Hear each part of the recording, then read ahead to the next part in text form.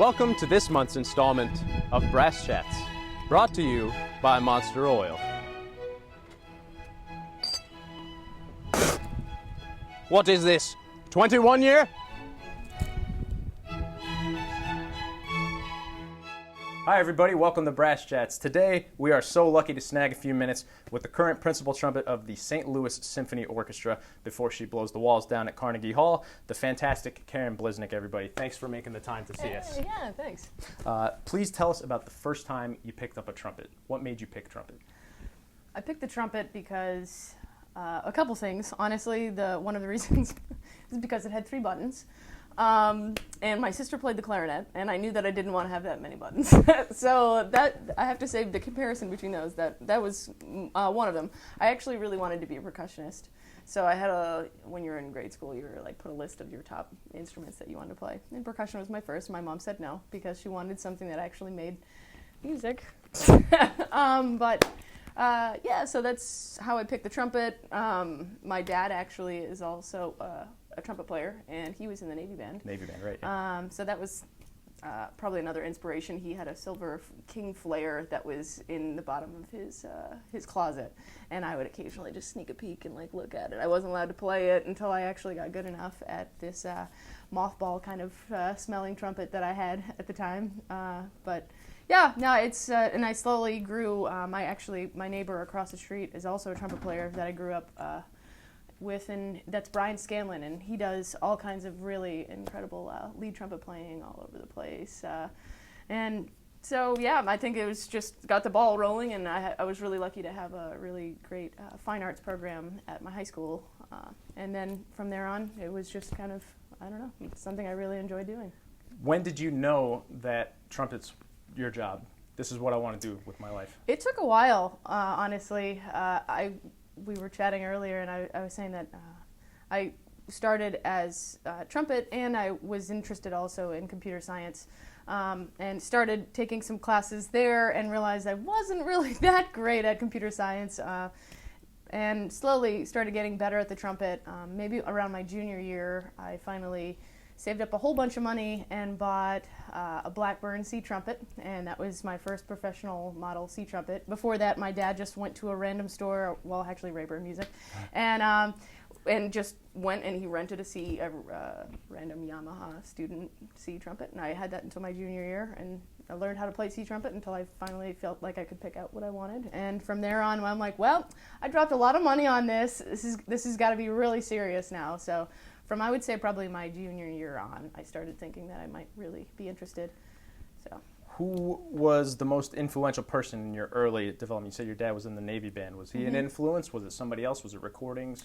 Yeah, he had a lot of influence on me because we would play duets after dinner. My mom would be washing the dishes, and that would be the way to get out of that chore if I would practice trumpet with Dad.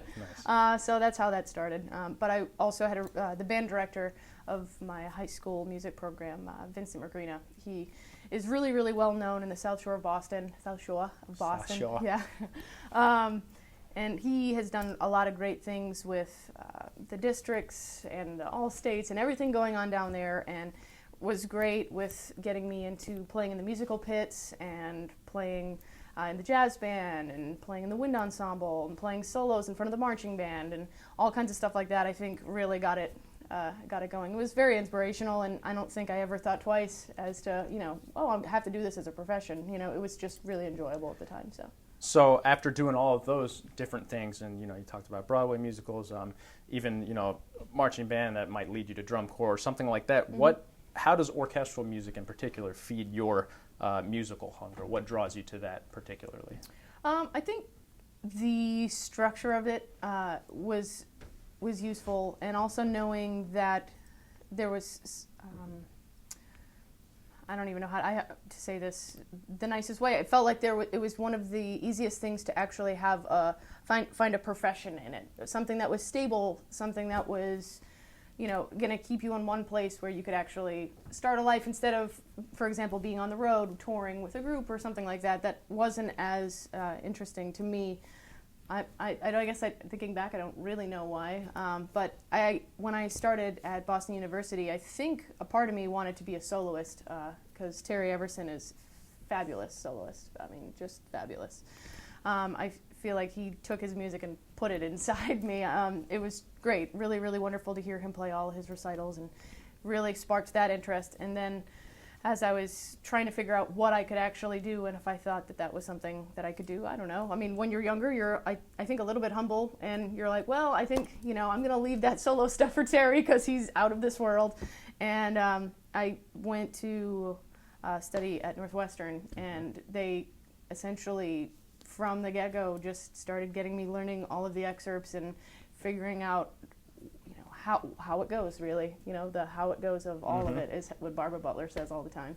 Right. And that was super interesting because I was kind of a blank slate in a lot of ways. It's not that I didn't know the excerpts or anything, but it really started getting me going into it. Luckily, I got to study with Tom Rolfs in the Boston Symphony my senior year, in addition to Terry Everson. And that was cool. He started just giving me basically a symphony a week, and we'd sit in the Boston Symphony Hall basement with like the boilers as loud you could barely hear what he's saying. I recorded the lessons, and most of the time you can't even hear what he's saying because it's so loud down there. We know. Yep. And just running through a lot of symphonies and kind of just telling me, hey, this is how it goes. Do you have your recorder on? Yeah, playing it. It's like, play it like that. Oh, okay, I can do that, you know, and just kind of learning by rote in that regard. And recordings, of course, you know, Sure. So many fabulous recordings. Yeah, well, we'll get into some audition prep and talking about recording yourself later. But for now, I wanted to ask, you've played a lot of principal trumpet, which is really cool for somebody that's so young, right? Charleston, Santa Fe, Charlotte, and now St. Louis, of course, for the last year and a half. What... Tell me about some of the different or unique challenges that you've had in St. Louis so far that have set that apart. Set that apart from playing principal in the other orchestras? That, or even just principal trumpet versus other things. Positions.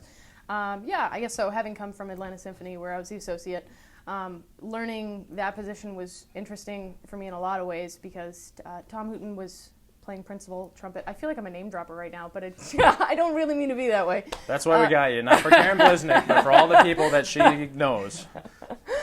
I'm actually impressed. I'm very bad at remembering names. These are luckily a lot of my favorite people. So, so Tom Hooten was there, and he was just a great role model to actually sit in the orchestra and see from a little bit from afar someone else playing principal and how to make your section play well together and how to guide them in ways musically and ways, you know, interactively with the other person, you know, personalities in the orchestra. And I think, you know, just even making assignments, a lot of that stuff as you make your way up become more difficult because you have more people in your section. You have, I mean, you always have respect for the people in your section, but, you know, people have different lives as you progress in the profession.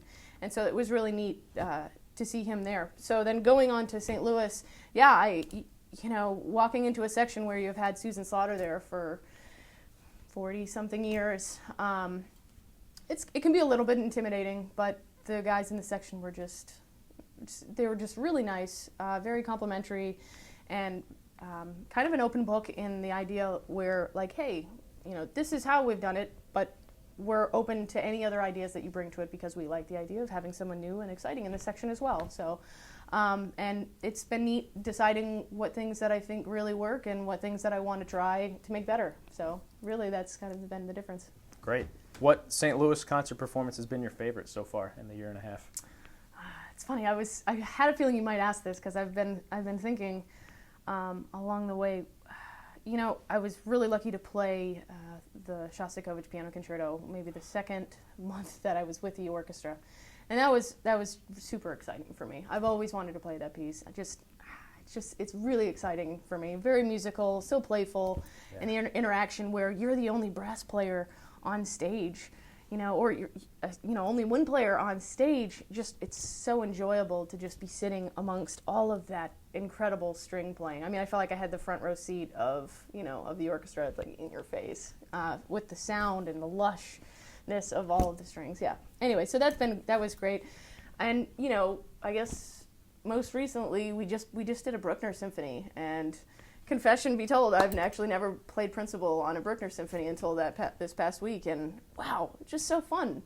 It was Bruckner 3, and a lot of people don't really love that symphony, but I think what's the most exciting to me in a performance is when I feel like the brass section is really, really unified, and that's what makes it the best kind of performance for me, where I feel like everyone's note lengths and articulations and phrasing, breathing, and everything are together. When it feels like it lines up like that and you're getting a really massive sound, but not having to work too hard for that, is when it really feels right. I'm jealous of everything you just said. Okay, so how about some trumpet nitty-gritty? To you, what's the most underrated or under-practiced part of trumpet playing in general? I think I'm constantly discovering this. Like, I feel like every month there's something new and exciting that I want to make sure I'm continuously adding into my playing. Right now, I've been doing a lot of air attacks, just because I think that's the root of it all. You know, if your air is not moving before you articulate, then you're not going to get the sound that you want. So really making sure that the sound is led by your air and not by anything else. I think that's one. And then also, for me, it's not even necessarily a trumpet all the time. It's your mental game and your mental preparation. I've started doing a little bit of meditation and whatnot to feel like you have a clear mind when you're going into things and that you're not distracted by other things going on in your life. And I think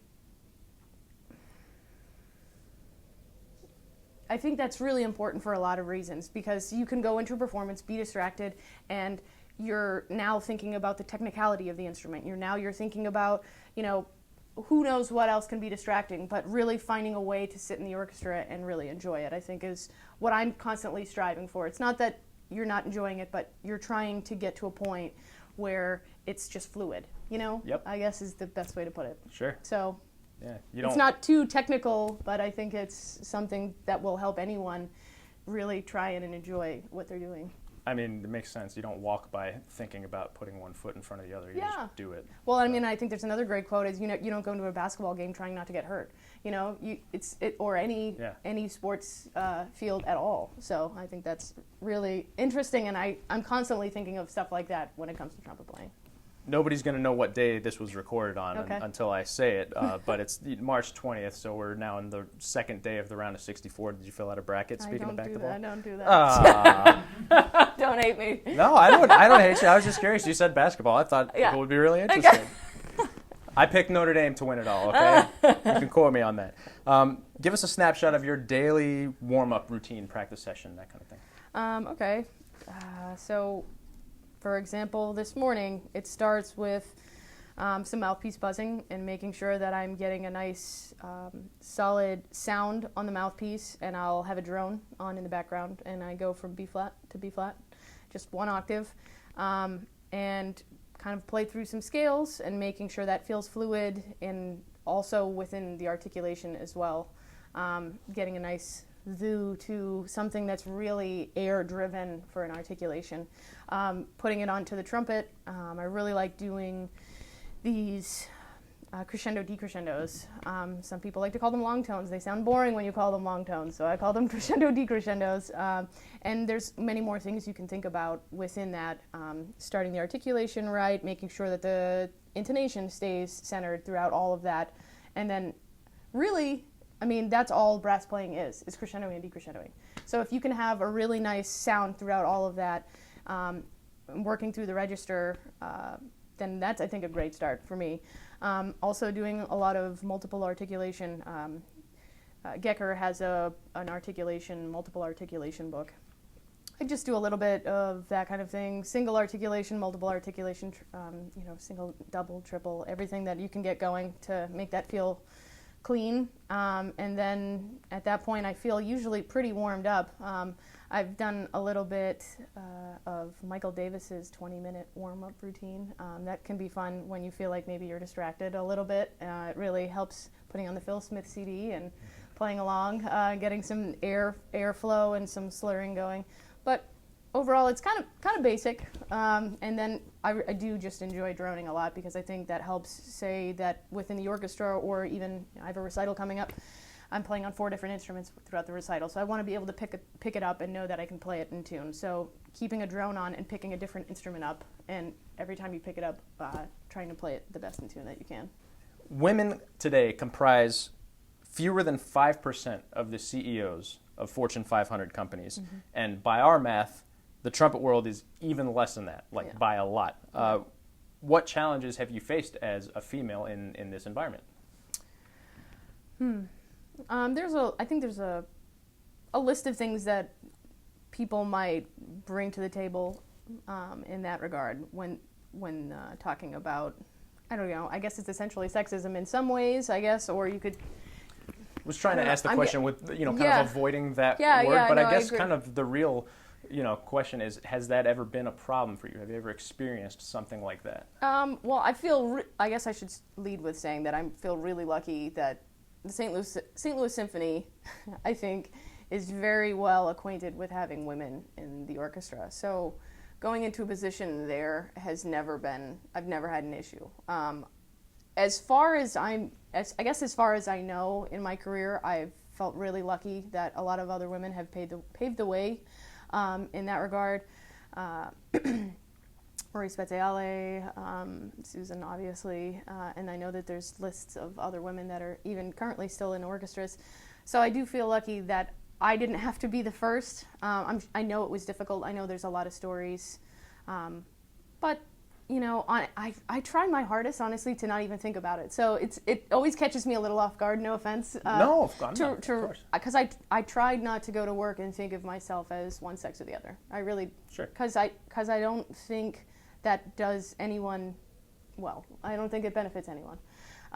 So really, I think throughout most of my career, I do have like a small part of my brain where, some people might suggest, oh yeah, your life might be a little bit more difficult because that's not necessarily a woman's field. But I'm really lucky that a lot of people have been so supportive that it really, I don't feel like it's totally fazed me. Maybe in a way that a lot of other women have had to deal with it. So I guess I chalk that up to feeling really lucky. What do you think the future holds for that gender gap among brass players in particular? Well, I hope that in some way I can be an inspiration to not just other women. I mean, that's it. I would like to say that first, but it would be nice to say, hey, there's still a woman in a principal position in an orchestra. Hopefully, I'm on enough recordings where that comes out. And I mean, I have a recording of Susan Slaughter playing American in Paris with the St. Louis Symphony that still to this day, I don't think it ever crossed my mind like, oh, but this is how a woman plays it. It's not how it has ever gone through my head. I just thought it sounded beautiful and I wanted to play it like that, that kind of thing. And if you've read the book, The Talent Code, there tends to be these pockets of people that are inspired by other women. So you have the tennis players, the two females, Venus and Serena, right? So you have them, and all of a sudden now there's younger women that are becoming really interested in tennis. And same thing with golf, and same thing with all these other sports. And I like to make these correlations because I think music and sports are just so similar. It's ridiculous. Yeah. Everything down to the psychology of performing and practicing. But I guess my hope is that this tradition of women being in orchestras is something that just becomes natural. And, I know that it's hard for anyone to get a job. It really is. It's very, very difficult. Having just hosted an audition in the St. Louis Symphony, I heard plenty of awesome trumpet players, right? But it's really just a process of, shaving off a couple people so that you can finally find the right fit. So anyway, I guess the point to come back around is that I just hope that maybe I can become an inspiration to other people that know that there's nothing that can really stop you, no matter who you are, what you do, what you look like, or anything, really. Well, try not to look at this as too much brown-nosing, but if it's any, not consolation, that's not the right word. If it's any, what's the word? Just say it. Yeah. I've never heard of anyone speak of you as anything but an inspiration. That. So and myself, and I know Chris included. I appreciate that. Thank you. Yeah, it's awesome. With that, note being said, we're going to move on to the monster round. This is the okay. rapid fire. Have some fun with it, and just remember, it's a safe place here in Brass Chats. Okay, you ready? You want to give me a little? No. Oh yeah, there you go. Okay, here we go. Brass Chats monster round. Karin Bliznik. Here we go. What is your favorite place to perform? Hall. Fastest time running a mile. Ooh, 8:15. Favorite team in any sport? Oh goodness, I have to say the Patriots. Can you swim? Yep. How many years have you been playing trumpet? Now like 20 years. 20 years. Name an orchestral composer who really knew how to write for trumpet. I think Shostakovich. Favorite milkshake flavor? Ooh, vanilla. So plain. Sorry. Who is your least favorite dead composer? Least favorite Mozart. Favorite orchestral excerpt? I've always enjoyed playing Petrushka. All right. Seems so geeky. No, that's great.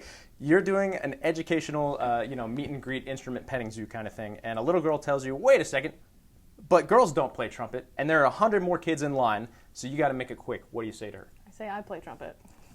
Empire State Building or Gateway Arch? Ooh, Gateway. Favorite etude book? Ooh, I really enjoy Vizuti's new concept book. It's really basic, but it's fun. If you could have achieved the same level of accomplishment playing a different instrument than trumpet, which one would it have been? I still think percussion would have been fun. That's just me.